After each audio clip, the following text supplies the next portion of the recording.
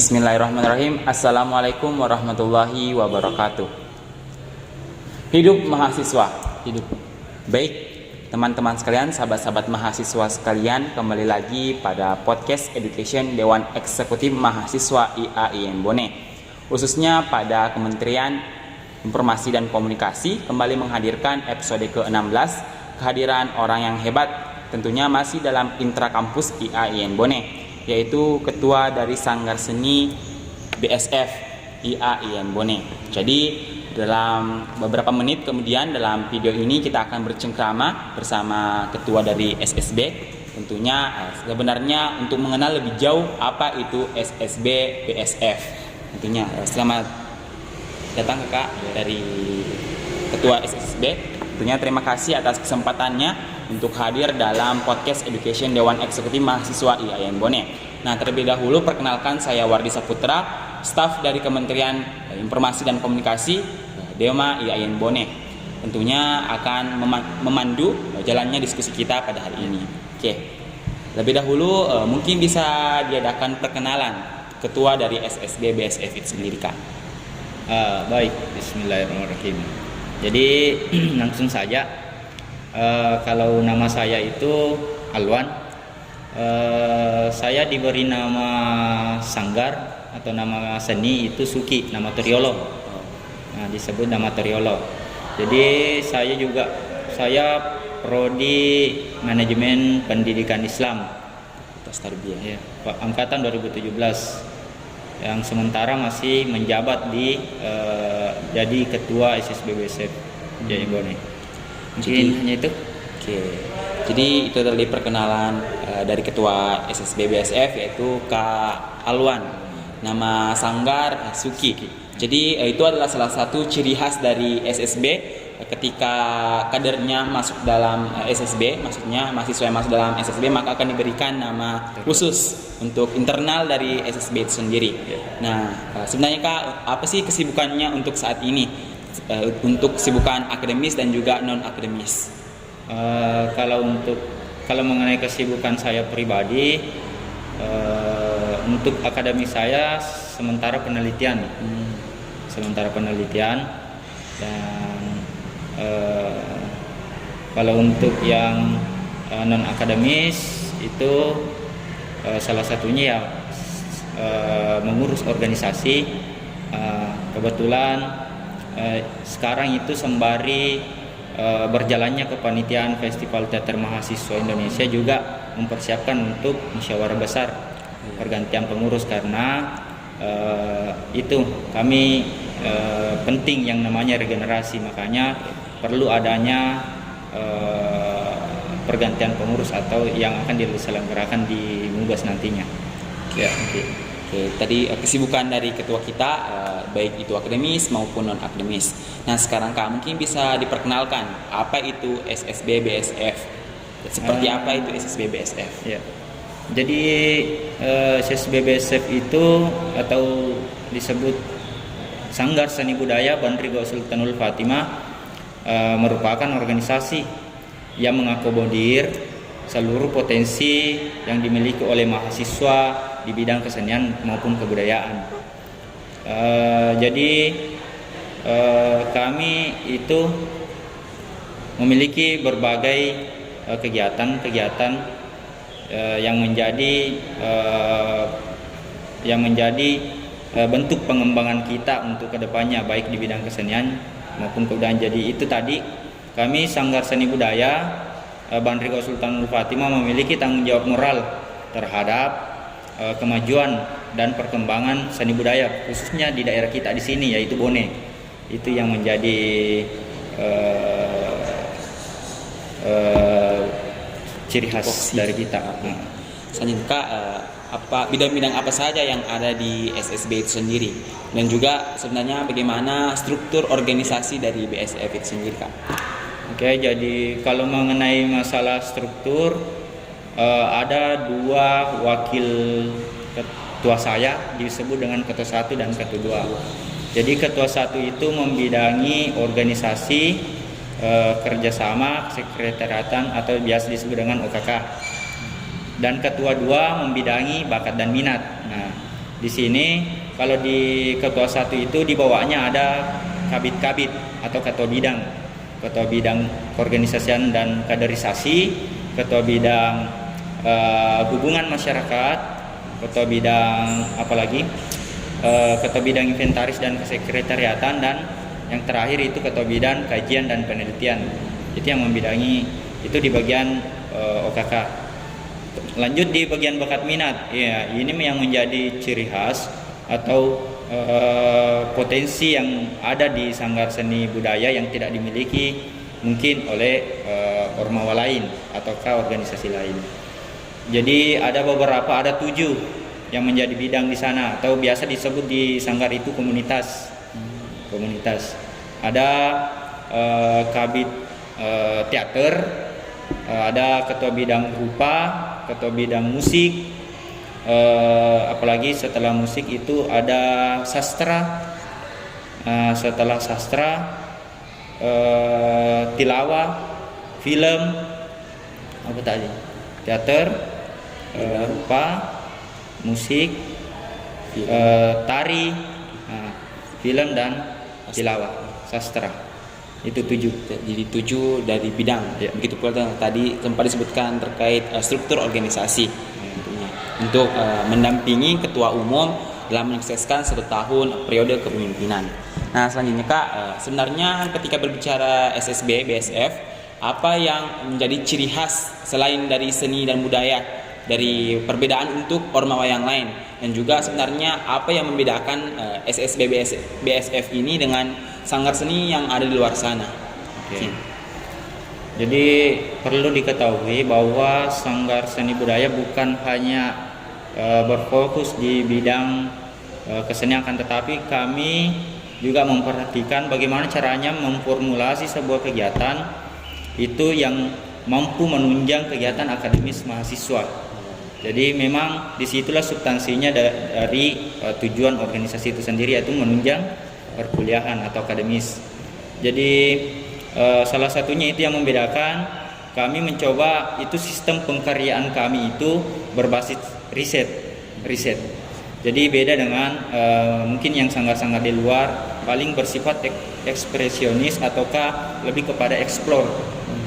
Tapi kalau kita itu memang mendesain sebuah sistem pengkaryaan dalam bentuk riset, turun penelitian. Setelah penelitian ada data yang diambil, kemudian itu yang kemudian disusun naskah atau cerita, ataukah dalam bentuk karya seni yang lain, mungkin bisa dalam bentuk lukisan, sastra, puisi, teater, naskah teater, kemudian dan yang lain. Jadi di situ kami di 7 komunitas ini juga memiliki alasan supaya ini memiliki kolaborasi yang kemudian mampu menciptakan suatu karya yang spektakuler.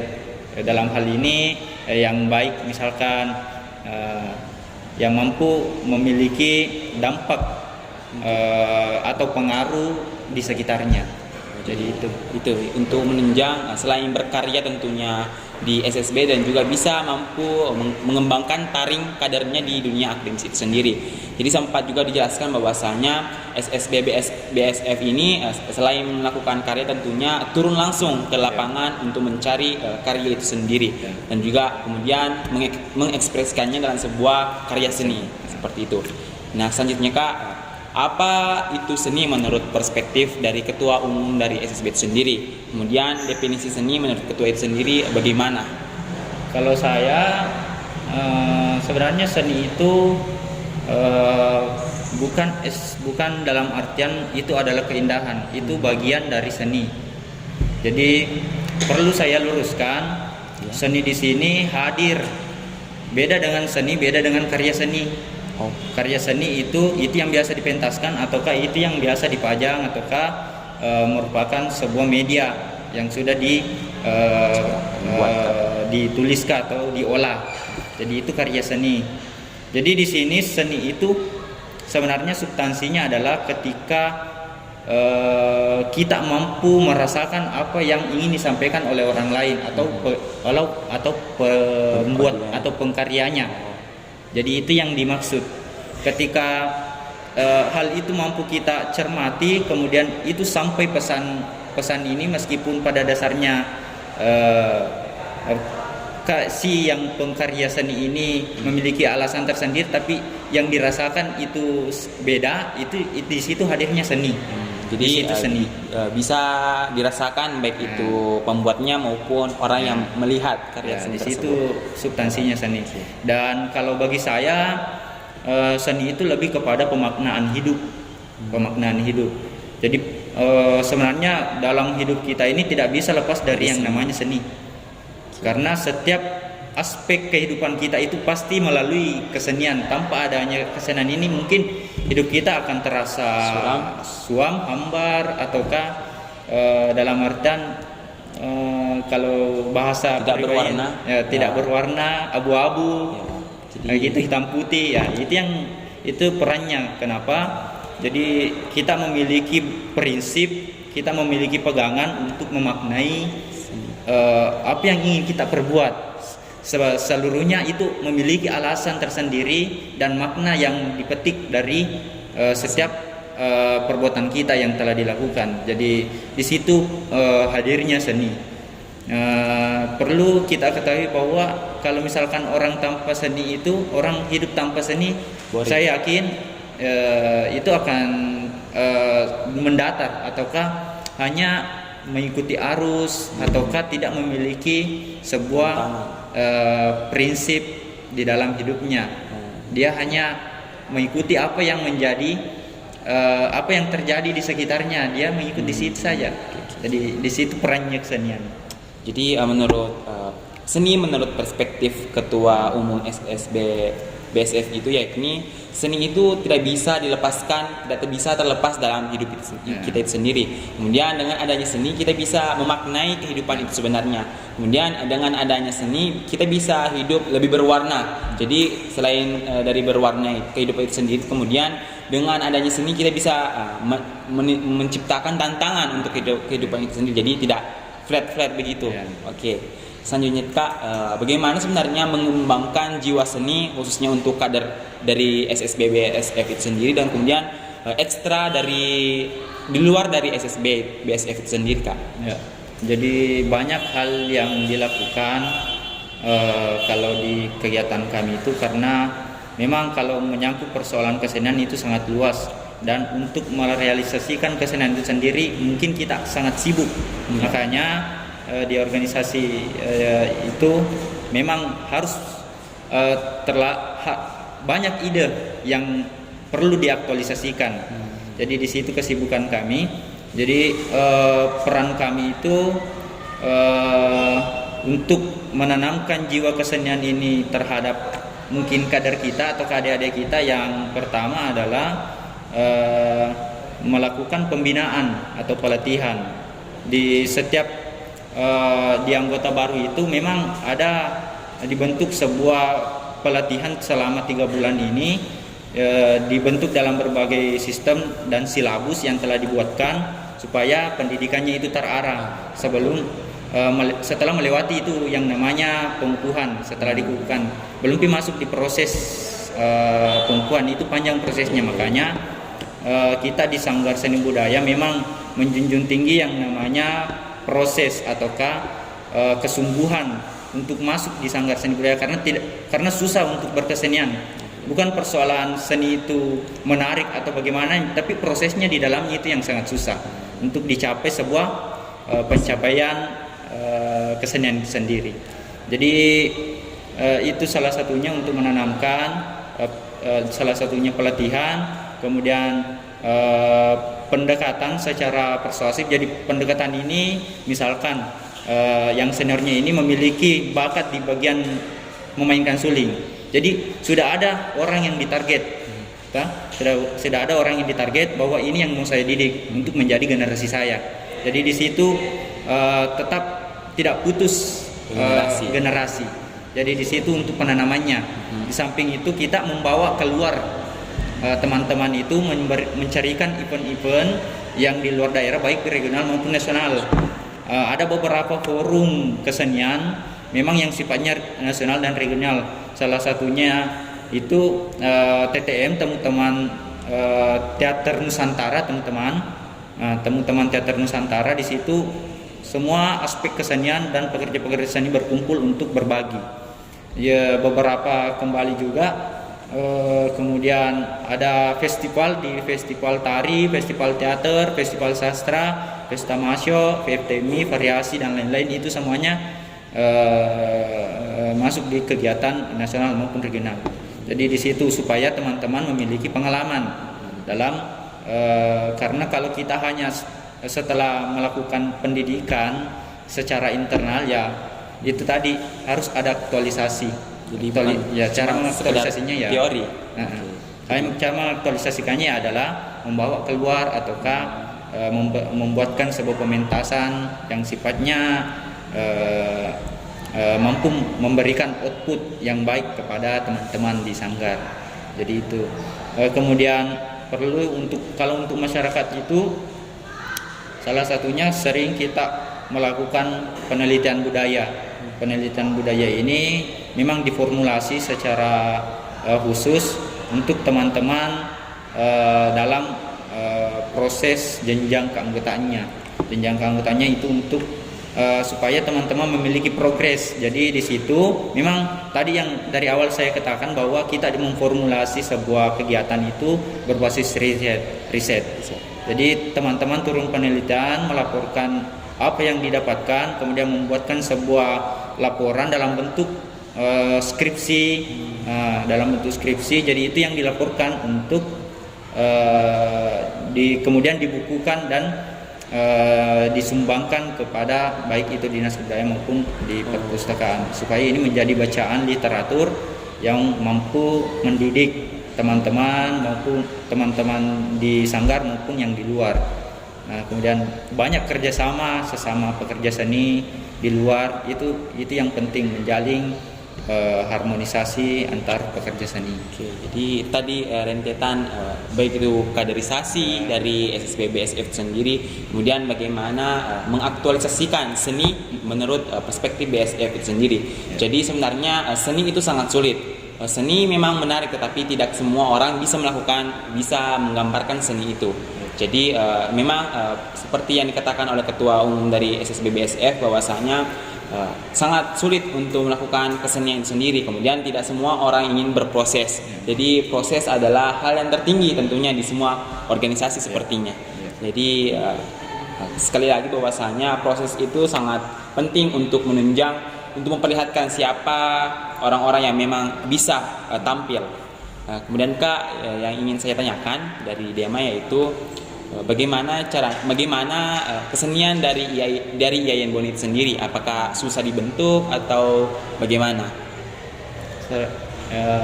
Sebenarnya sih bukan susahnya, tapi lebih kepada mindset berorganisasi teman-teman itu sendiri.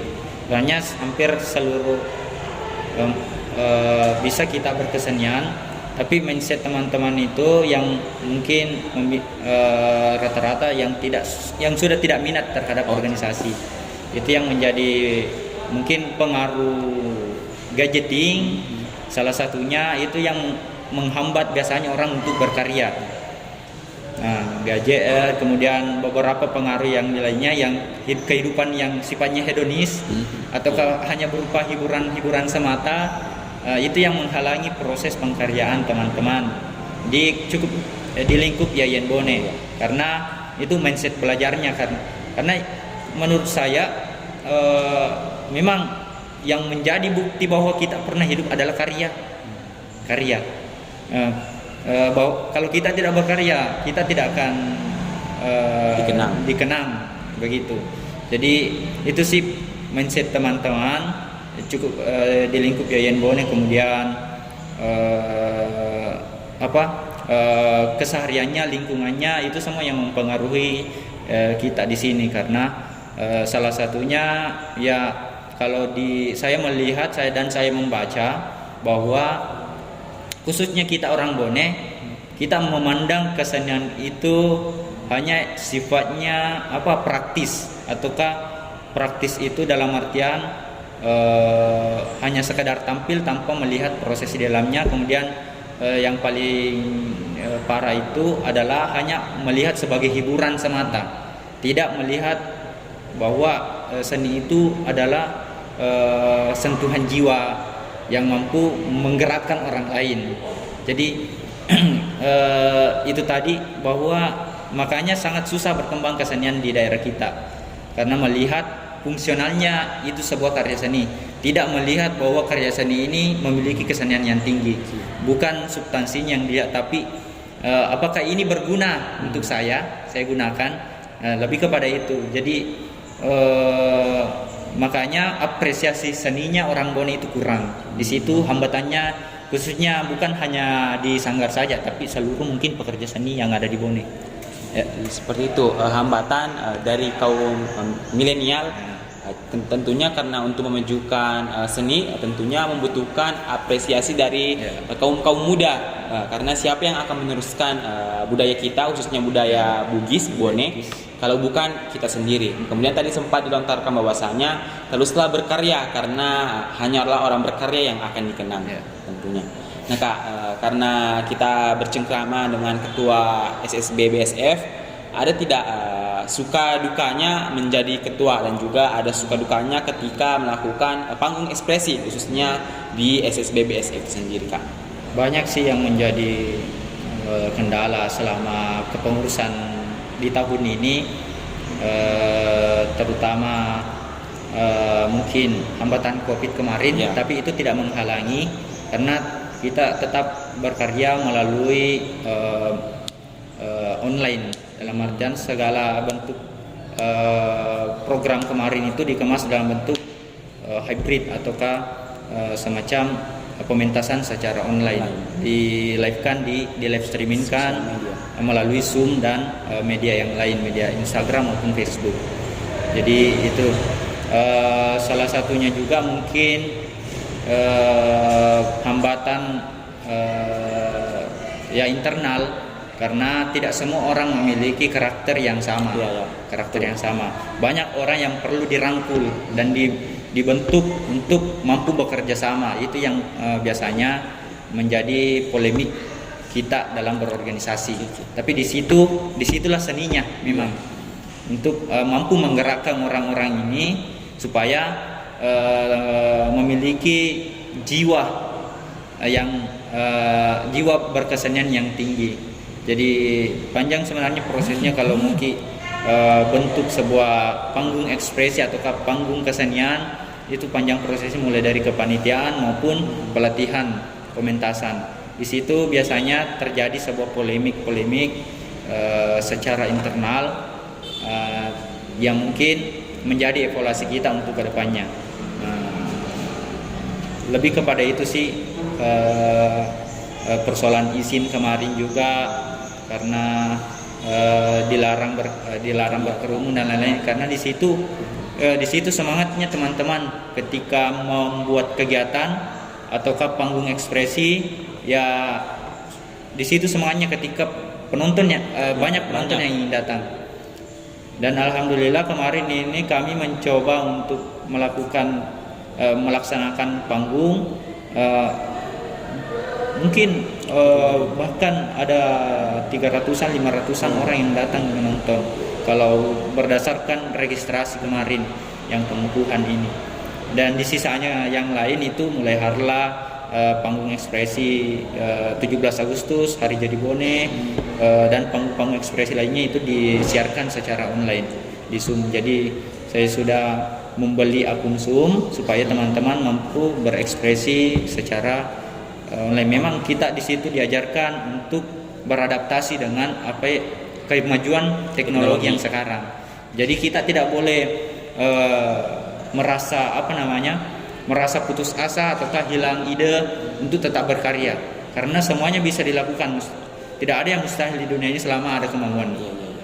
Jadi di situ perannya, jika ada ide segera aktualisasikan. Hanya itu sih yang menjadi kendala, suka duka. Jadi memang betul bahwasanya semua UKM di IAIN Bone sepertinya merasakan dampak paling besar di masa Hikmah 2021 ini, COVID. Jadi mau tidak mau harus banting tulang memikirkan bagaimana menyukseskan program kerja, karena mau tidak mau pasti akan dipertanggungjawabkan pada akhirnya juga. Jadi walaupun susah, tapi mereka khususnya SSB BSF ini tidak hilang pikiran, ide untuk menyukseskan. Seperti tadi dikatakan bahwasanya sukses mengadakan pengukuhan untuk anggota baru dan juga beberapa pementasan lainnya. Nah, sangat luar biasa tentunya. Nah, selanjutnya Kak, karena kita berbicara mengenai mahasiswa tadi terkait salah satu kasus ataupun kendala, yaitu selain COVID, pasti banyak sekali kendala-kendala yang dimiliki oleh SSB BSF itu sendiri. Kemudian terhadap entah itu kebijakan kampus dan lain-lainnya. Nah, kira-kira Kak, bagaimana pandangan Ketua Umum atau pandangan SSB BSF ini terhadap kebijakan kampus? Mungkin ada sedikit yang ingin dibicarakan atau ada keluhan atau yang lain-lain. Saya sedikit berargumen persoalan ini bahwa memang kampus, pihak institusi atau pihak birokrasi harusnya membuka mata untuk kegiatan kemahasiswaan kita yang ada di Ormawa ini, di UKM ini.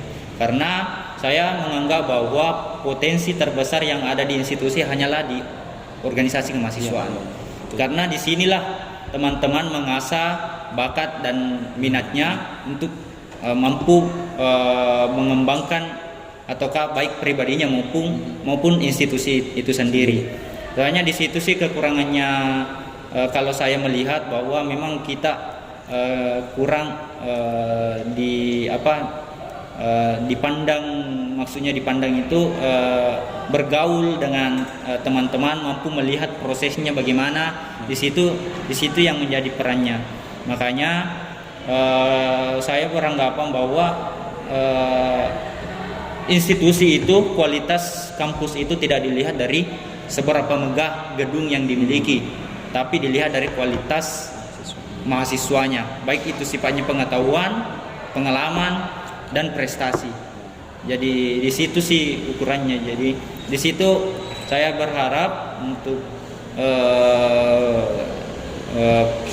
pihak institusi untuk tetap memberikan support ketika teman-teman memiliki usulan kegiatan, itu juga bermanfaat bagi akreditasi kampus, baik itu sifatnya kegiatan regional maupun kegiatan nasional yang diadakan di kampus ini.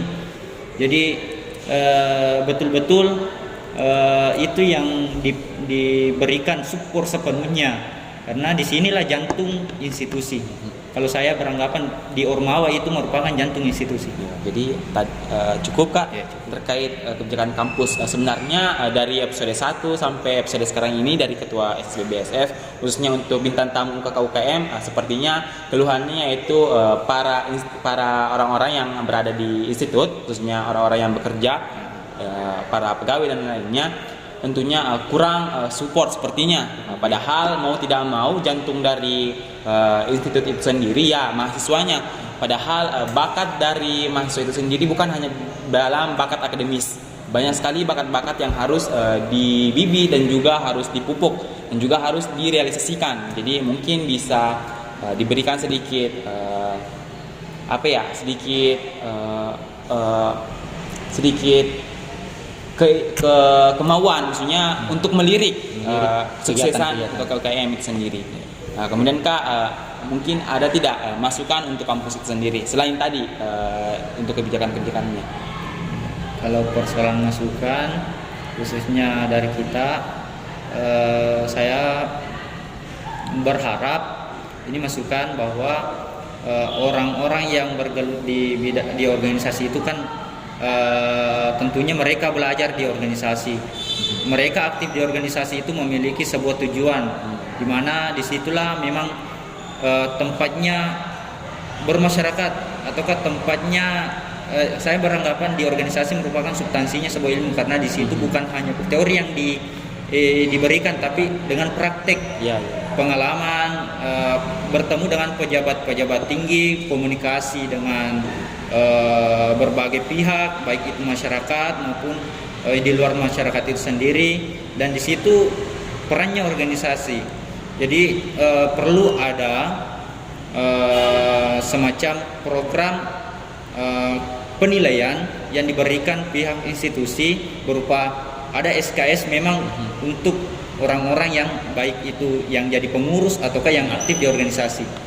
Jadi di situ sih usulan saya, dan kemudian pengurus yang menjabat itu diberikan pernah sih kemarin kalau tidak salah saya diceritakan bahwa pengurus itu diberikan beasiswa atau semacamnya untuk pengembangan pribadinya sendiri. Jadi di situ saya, karena yang menjadi biasanya penghambat adalah mahasiswa tidak mampu membedakan bahwa memang sebenarnya organisasi itu adalah substansinya yaitu menunjang akademis. Di situ sih perannya. Tapi mahasiswa yang lain beranggapan bahwa organisasi itu merusak, menghambat perkuliahan, padahal tidak sama sekali. Jadi itu yang mungkin menjadi keinginan yang diperlukan untuk kampus sendiri, karena memang bukan karena kita mahasiswa organisatoris sehingga kita mempengaruhi, tidak, karena memang ketika kita menjadi mahasiswa kupu-kupu pasti kita kiko, misalnya saja kita ke prodi, kita tidak mengenal siapa-siapa, pasti kita tidak memiliki relasi. Jadi itu yang dimiliki dalam organisasi. Jadi organisasi memang memberikan relasi, dan perannya organisasi itu adalah bukan persoalan organisasi menghambat perkuliahan, tapi organisasi mengajarkan kita untuk menyelesaikan masalah perkuliahan. Jadi kembali lagi mengenai mindset kita, itu yang perlu kita ubah, bahwasanya organisasi sama sekali tidak menghambat, justru kembali lagi ke orang-orangnya. Jadi jangan pernah percaya perkataan orang-orang yang bahwasanya perkuliahan organisasi mengganggu perkuliahan. Karena di situ memang letaknya perannya organisasi, bahwa kita di situ diajarkan memang menghadapi masalah dan menyelesaikan masalah itu. Di problem situ solving. Nah, di situ substansinya, kalau saya di situ memang substansinya pendidikan, problem solving. Pendidikan hadap masalah. Di seperti itu tadi ya, untuk mahasiswa-mahasiswa yang mungkin kurang berkenan untuk masuk di SSB-BSF dan juga UKK-UKM yang tersedia di IAIN Bone. Nah, selanjutnya Kak, ada tidak motivasi untuk mahasiswa IAIN Bone tadi, kecuali dari sisi organisasinya, minat untuk berorganisasi, ada tidak motivasi yang lain? Kalau berbicara motivasi, saya lebih kepada bahwa saya menganggap mahasiswa yang tidak memiliki organisasi itu adalah mahasiswa yang cacat, yang kurang dan tidak memanfaatkan kesempatannya dalam berorganisasi. Betul. Karena saya beranggapan bahwa selama kita berada di kampus ini, maksimalkan belajarnya. Dan belajar itu bukan hanya sekedar hadir, duduk, daftar, absen, kemudian diskusi maupun kemudian pulang, kemudian berdiam diri. Karena saya merasa bahwa banyak yang mindset berpikir orang sekarang bahwa mahasiswa yang keren itu adalah mahasiswa yang mampu membiayai perkuliahannya atau bekerja, mampu yang dia bekerja dan kuliah. Di situ kerennya sekarang, mindset yang sekarang. Dulu mahasiswa yang keren adalah mahasiswa yang turun di lapangan membela masyarakat. Ya. Dan itu yang kurang dari kita, tidak mampu melihat proses ini sebagai bahan untuk penunjang kita. Kalau pesan saya bahwa maksimalkan sebaik-baiknya waktu Anda untuk belajar sebelum Anda dituntut di dunia yang nyata. Di dunia nyata itu lebih parah daripada kondisi kita yang sekarang, karena di dunia yang nyata dituntut untuk bekerja, dituntut apapun itu, pokoknya tuntutan itu semakin banyak. Jadi memang disinilah kesempatan kita untuk bekerja, yang melalui organisasi, tapi itu tadi harus diseimbangkan antara kuliah dan organisasi. Itu tadi pesan saya, bahwa organisasi kita tidak mengajarkan bahwa tidak boleh masuk kuliah, kan, tetapi organisasi mengajarkan kita untuk menyelesaikan masalah perkuliahan. Di situ sih perannya. Pesan saya itu saja, mungkin bahwa Ya, bahwasanya mahasiswa memiliki marwah, artinya mahasiswa memiliki tugas dan juga tanggung jawab. Selain belajar ya tentu karena kita kuliah pasti mau belajar, tapi belajar seperti apa? Karena dari SD, SMP, SMA pasti kita juga belajar. Teori terus. Kemudian ya teori. Jadi prakteknya itu mahasiswa yang mampu menjadi perpanjangan lidah dari masyarakat itu sendiri sebagai agent of change dan juga agent of social control tentunya. Tidak terlepas dari itu tugas mahasiswa. Jadi ya seperti yang dikatakan tadi, jadilah mahasiswa yang mampu menyelesaikan masalah-masalah dalam perkuliahan tentunya. Nah Kak, ini kan tadi sudah perkenalan diri dan juga beberapa kritikan-kritikan ataupun masukan-masukan untuk institut. Nah selanjutnya Kak, sebagai Ketua Umum BSF, apa yang ingin disampaikan kepada mahasiswa? Mengapa mahasiswa harus join di SSB BSF sendiri? Simpel saja sih kalau pesan saya untuk teman-teman. Jika ingin belajar berkesenian dan kebudayaan, ya silakan masuk di SSB. Oke, seperti itu. Untuk mengembangkan bakat dan juga karena SSB BSF tidak hanya menerima orang-orang yang berbakat, tetapi orang-orang yang mau belajar. Itu tentunya. Nah, terakhir Kak, apa tiga kata untuk Dewan Eksekutif Mahasiswa IAIN Bone 2021? Saya salah satunya adalah Dewan Mahasiswa IAIN Bone mampu bekerja sama dan berkolaborasi. Dewan Mahasiswa IAIN Bone mampu beradaptasi dengan lingkungannya dan mampu melihat kondisi-kondisi sosial yang ada di luar. Kemudian Dewan Mahasiswa yang sekarang ini adalah mampu menanggung aspirasi seluruh mahasiswa kalau menurut saya, karena sering diadakan forum-forum kesiswaan. Jadi di situ sih letak penilaian saya. Oke, baik. Terima kasih Kak atas masukan 3 pesan tadi, masukan-masukan untuk Dewan Eksekutif Mahasiswa khususnya periode 2021-2022. Nah, itulah tadi diskusi kita di episode 16 ini bersama Ketua Umum SSB Bandrigau Sultan Fatimah IAIN Bone. Jadi itulah tadi bukan hanya sekedar bacotan dan juga bualan, bahwasanya memang yang dikatakan adalah fakta terkait itu perkenalan untuk SSB BSF dan juga bagaimana mahasiswa berperan penting dalam kehidupan masyarakat itu sendiri.